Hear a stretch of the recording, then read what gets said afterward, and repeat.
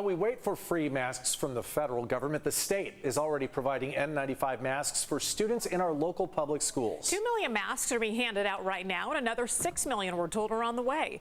CBS 8's Steve Price live at the County Office of Education warehouse in Linda Vista with more on this free mask program. Steve. And Heather and Carlo, those nearly 2 million masks arrived here yesterday and immediately started going out to districts across our county. In fact, some students are actually going to start bringing them home today. The big question, though, will they actually wear them? They're feeling it at every school. Kids across our county hit hard by COVID. So hard. I think we had 850 kids quarantined in the district yesterday. Leanne Venemeyer has 3 children at San Dieguito Academy, where students will have the option of coming home today with 2 free N95 masks provided by the state.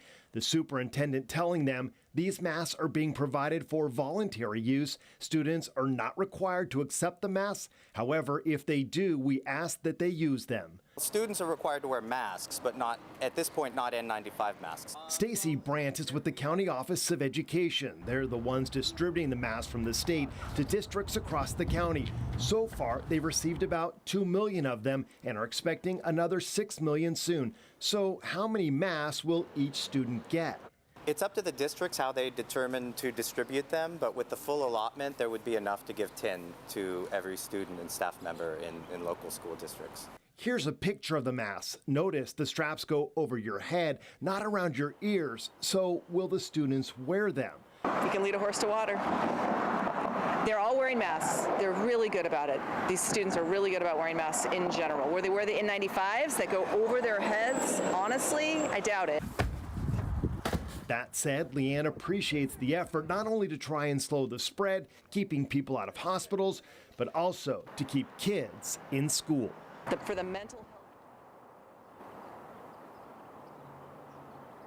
And that is definitely the goal, to keep kids in school, but it is getting tougher, Heather and Carla, without question. In fact, Leanne said on her block, it seems like at least one person in every other home has COVID right now, and we're hearing that same story all over the county.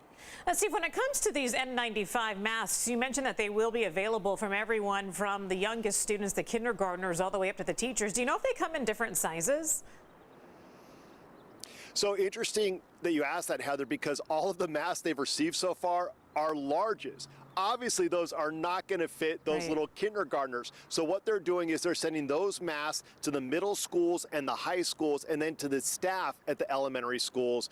But they are expecting to receive smaller masks in that next shipment, and those will go to the kids in those younger grades. Keeping our fingers crossed that that's the way it all works out, and definitely a logistics nightmare for the folks here, but doing what they can to try and keep those schools open. Just can't seem to have something roll out smoothly at any point this past 2 years, Steve. But you know, we'll work with what we got, right? We'll work with what we got.